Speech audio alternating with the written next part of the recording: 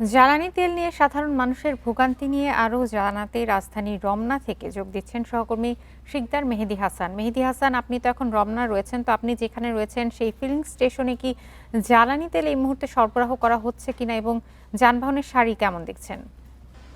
দেখুন, আমরা কিন্তু সে সকাল থেকেই রাজধানীর বিভিন্ন জায়গা অর্থাৎ পাম্পগুলো ঘুরে দেখেছি। এর আগে দেখেছিলাম রাজধানীর উত্তর সিটি কর্পোরেশন, তেজগাঁও সহ বেশ কিছু এলাকা, আর এখন রয়েছি দক্ষিণ সিটি কর্পোরেশনের। এর আগে আমরা যে পাম্পটি দেখিয়েছি সেখানে দেখিয়েছিলাম যে আসলে বেশ কিছু জায়গায় অর্থাৎ অল্প কিছু জায়গায় কিন্তু তেল সরবরাহ থাকলেও বেশিরভাগ জায়গাতেই কিন্তু তেল সরবরাহ বন্ধ।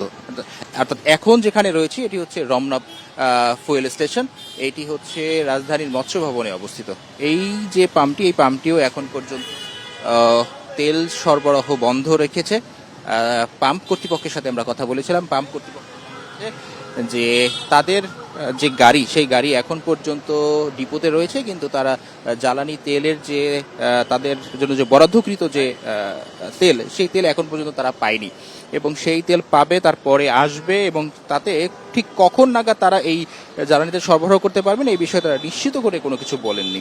যদিও তারা এখানে একটি চার্ট রেখেছেন, যে চার্টে বলা ছিল যে সকাল 8টা থেকে বিকাল 5টা পর্যন্ত তারা এই পাম্পে জ্বালানি তেল সরবরাহ করবেন। কিন্তু আমরা কিন্তু দেখছি যে এখানে বেশ বাঁশ দিয়ে একটি ব্যারিকেড দিয়ে তারা জ্বালানি তেল সরবরাহ বন্ধ করে রেখেছে, কিন্তু মোটরসাইকেলের একটি সারি আমরা দেখতে পাচ্ছি।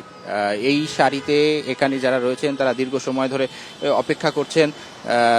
কেউ কেউ বলছেন যে ঠিক ভোর 5টা থেকে তারা এই সারিতে অপেক্ষা করছেন এবং কখন তারা তাদের যে জ্বালানি তেল তারা পাবেন এবং তাদের বাহনটি নিয়ে তারা তাদের কাজে যেতে পারবেন সেই বিষয়ে রয়েছে তাদের বিস্তর অভিযোগ। অর্থাৎ জ্বালানি তেলের দাম বৃদ্ধির পরও কেন এই সংকট কাটছে না, এই বিষয়ে আসলে তাদের অভিযোগের একরকম ঝুড়ি পড়েছে বলা যায়।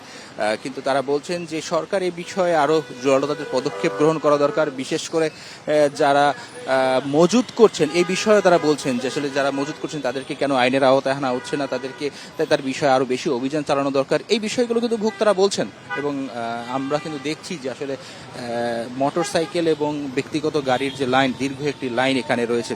ঠিক দক্ষিণ সিটি কর্পোরেশনের অন্যান্য যে পাম্পগুলো রয়েছে তাদের অবস্থাও কিন্তু একই, অর্থাৎ দুপুরের আগে দক্ষিণ সিটি কর্পোরেশনের বেশিরভাগ পাম্পই জ্বালানি তেল সরবরাহ বন্ধ রয়েছে, তারা সরবরাহ করতে পারছে না।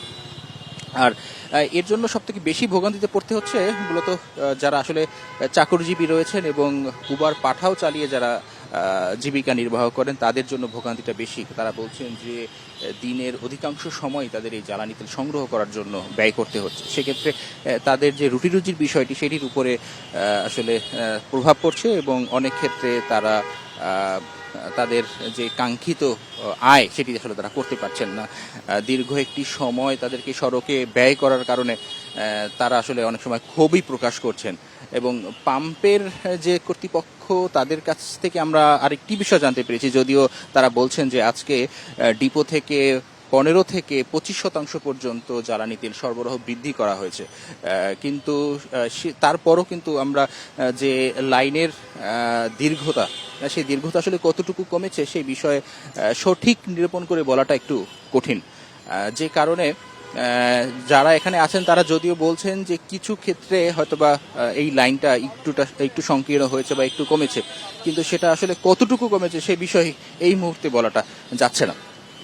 আরও যদি একটু বলি যে জ্বালানি তেলের যে সরবরাহের ক্ষেত্রে যে ভোগান্তি, সেই ভোগান্তি নিরসনের ক্ষেত্রে তারা সবসময় বলে এসেছিল যে সরকারের তরফ থেকে যে যথেষ্ট পরিমাণে জ্বালানি মজুদ রয়েছে, কিন্তু এই মজুদ থাকা সত্ত্বেও কেন এখন পর্যন্ত মানুষকে এত দীর্ঘ সময় ধরে লাইনে দাঁড়িয়ে থাকতে হচ্ছে এই বিষয়ে। জ্বালানি তেলের সংকট নিয়ে জানাচ্ছিলেন সহকর্মী শিকদার মেহেদী হাসান।